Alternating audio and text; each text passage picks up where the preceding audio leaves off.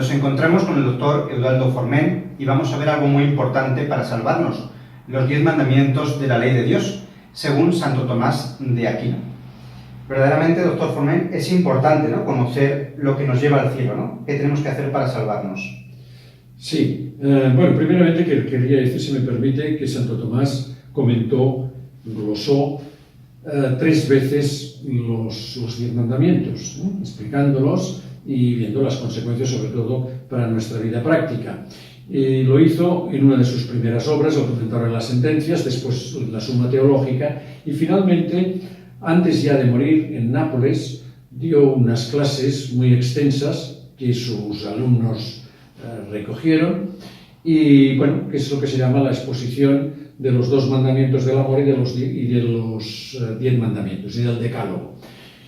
Yo, con la ayuda de Dios y con su permiso y con su ayuda, con sus preguntas y sus intervenciones, en diferentes programas iremos explicando y comentando esto que hizo Santo Tomás al final de su vida y que a mí me ha sido muy útil y espero también que a los espectadores les sea también. Bueno, el decálogo, los 10 mandamientos que Dios entregó a Moisés, son necesarios con su cumplimiento para salvarse.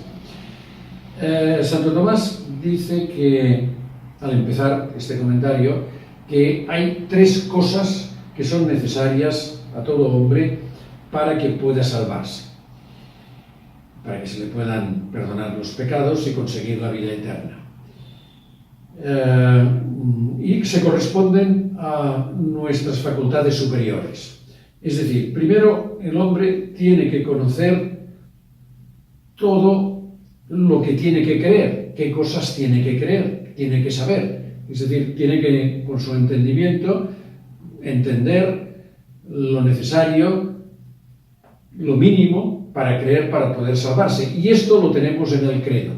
De manera que el credo es una oración muy importante porque allí está todo lo que nosotros... La oración es la profesión de fe, ¿no? La profesión de fe, y se puede utilizar como oración. Tiene usted razón. Y meditar, por supuesto. La segunda cosa que hay que conocer es aquello que tenemos que querer, que desear, que amar. Y esto lo tenemos en el Padre Nuestro, que claramente es una oración, y allí está todo lo que nosotros tenemos que desear, y por esto se lo pedimos a Dios. Y la tercera cosa es obrar. ¿Qué obras tenemos que hacer según lo que creemos, según lo que amamos, que queremos? Y quien nos dice lo que tenemos que obrar es la ley de Dios. De manera que Dios nos ha dado el credo, lo que tenemos que creer, los artículos de la fe, el Padre Nuestro y la ley. Este es el esquema también del catecismo, ¿no? Exacto. La ley, podríamos decir, bueno, ¿y la ley qué es? Ahora no vamos a entrar ahora en lo que es la ley, que Santo Tomás dice que es una ordenación de la razón. Bueno, lo que importa es qué leyes hay. Dios dio, en primer lugar, al crear al hombre, lo que se llama la ley natural. ¿Por qué se le llama natural? Porque está impresa, está grabada en nuestra naturaleza. De la misma manera que en nuestra naturaleza está grabado que el hombre, al expresarse, al hablar, al razonar, no puede contradecirse, pues también tenemos grabados los preceptos de esta ley natural. Es curioso, doctor, que en la base del derecho está la ley natural, ¿no? El derecho natural. Exacto. Bueno, las leyes civiles se basan o tendrían que basarse en la ley natural, porque hay muchos, leemos en la Escritura, hay un salmo que dice, hay muchos, que cita Santo Tomás, que dicen, ¿quién nos muestra lo que es bueno? Es muy actual. Es decir, ¿cómo sabemos lo que es el bien y el mal? Y el mismo salmo responde, grabada está, Señor, sobre nosotros la luz de tu rostro. La luz del rostro de Dios es esta ley. Dios ha grabado, todo hombre sabe que tiene que hacer el bien, que tiene que evitar el mal, que lo que no quiere para él, no para los otros. Esta es la ley natural. Con esto el hombre podía haber obrado ya perfectamente para salvarse. Pero después de que Dios sembró en el hombre, la ley, el diablo, sobresembró encima pues la ley de la concupiscencia, dice Santo Tomás, es decir, la ley del deseo desordenado. ¿Y por qué? Porque hizo que el hombre rechazara la ley de Dios, se apartara de Dios. Una ley antinatural. Antinatural, exacto, contra la ley natural. Y entonces, cuando el hombre no siguió la ley natural, no siguió esta ley de Dios, entonces se rebeló contra él, sus potencias, también sus facultades, se rebelaron. Y lo que llamamos la carne, las potencias inferiores, se rebelaron contra la razón. De manera que ahora el hombre no puede dirigir su propia vida, porque siempre le asalta, como dice Santo Tomás, pues esta ley del pecado. Dice San Pablo, en Romanos 7:23, advierto otra ley en mis miembros que lucha contra la ley de mi mente. O sea, se refiere a la ley del pecado, que lucha contra la ley de Dios. Y además, dice San Pablo, inmediatamente, que esta ley del pecado me esclaviza, que hace que, que esté sujeto a mis pasiones, a mis deseos desordenados, de tal manera que con estas dos leyes, la ley natural, la ley del pecado, que hemos heredado y que estamos sometidos a ello por el pecado original, todos los hombres, pues la ley natural quedó mal parada, la ley quedó, pues que nos es difícil cumplirla, que tenemos dudas. Entonces fue necesario que Dios diera otra ley para ayudar al hombre, por amor. Y fue la ley de la Escritura, es decir, la ley que está en las Sagradas Escrituras, en el Antiguo y en el Nuevo Testamento. En el Antiguo Testamento, dice Santo Tomás, que la ley del Antiguo Testamento, que es, según los judíos, son 613 leyes, que son muchos preceptos, pero que en realidad son accidentales, son suplitorios. Lo esencial de esta ley es el Decálogo, la ley de Moisés, que por cierto muchos judíos equiparaban con los otros preceptos. Bueno, pues esta ley, dice Santo Tomás, fue una ley de temor, es decir, que era una ley que si se quebrantaba, Dios castigaba, y así lo dice Moisés. Que, un poco el ojo por ojo, diente por diente, ¿no? Exacto, y que, no es lógico, no es... la ley no tiene que obedecerse por el temor, pero sí que, como dice el eclesiástico, principio de sabiduría es el temor del Señor. El temor es el principio de la sabiduría, y también se lee en este libro que el temor del Señor ahuyenta el pecado. Es decir, no hay que abstenerse de pecar por miedo, y no nos justifica esta ley. Pero por ahí empieza la justificación. Bien, esta ley resultaba insuficiente, y entonces, ¿por qué? Porque aunque se podía cumplir, con esfuerzos, o sea, era una ley que afectaba a la ejecución, pero no al interior, a las intenciones. El cumplimiento, ¿no? Exacto. Y entonces por esto Dios, por medio de Cristo, nos reveló, nos dio otra ley, que es lo que se llama la ley del Evangelio, la ley del amor, que tiene un doble precepto, que hay que amar a Dios y hay que amar a los demás por Dios. Pero no ha venido a quitar una coma de los 10 mandamientos. Exacto, ¿no? Esta resume, sintetiza los 10 mandamientos que veremos. Por esto Santo Tomás primero empieza por esta ley del amor, en la cual,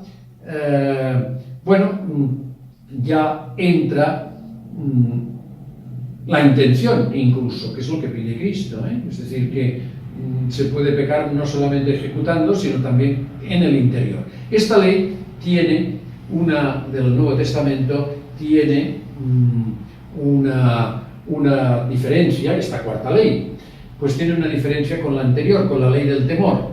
¿Por qué? Porque la ley del temor, dice la Escritura, pues nos hacía esclavos a los hombres, del miedo.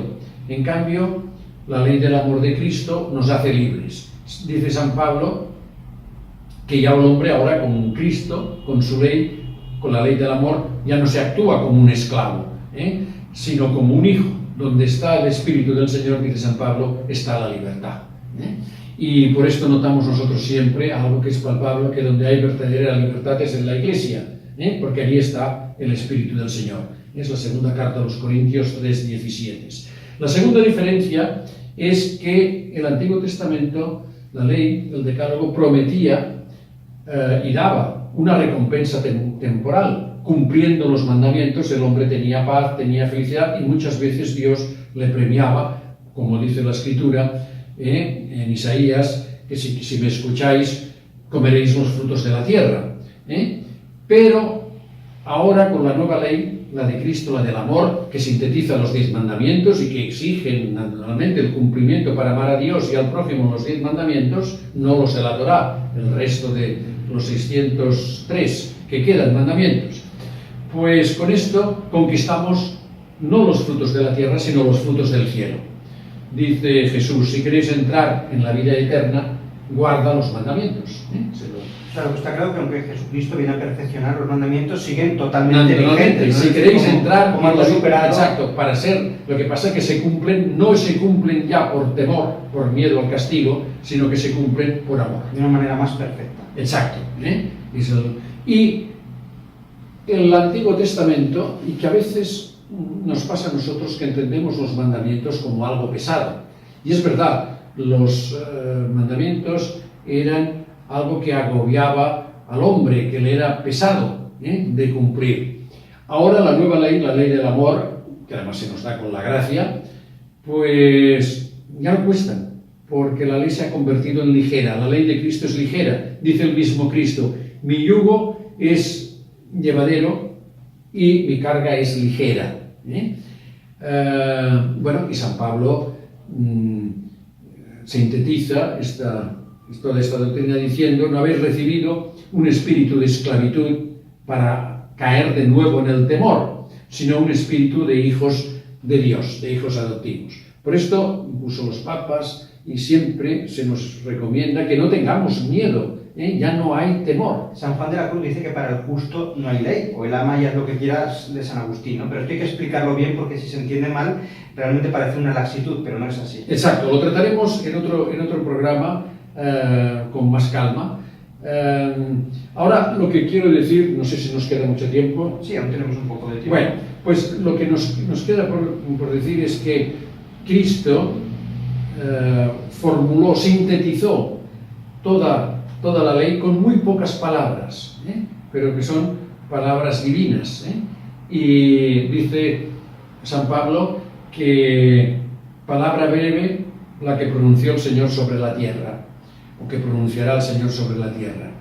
Y es este doble precepto del amor, que hay que amar a Dios sobre todas las cosas y al prójimo, como nos amamos a nosotros mismos, por Dios. Y esto es la síntesis de la ley de los profetas con estas breves palabras, que es estas palabras de amor.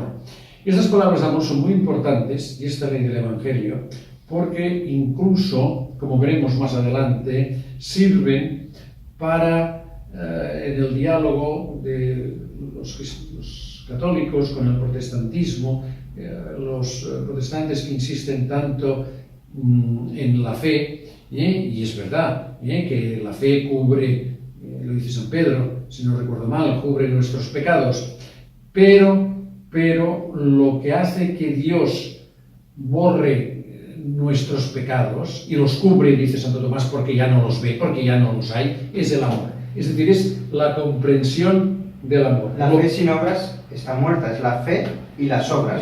Y esa fe, si es verdadera, nos lleva a las obras. Exacto, y esta fe actúa por el amor, por la caridad. No se puede desvincular.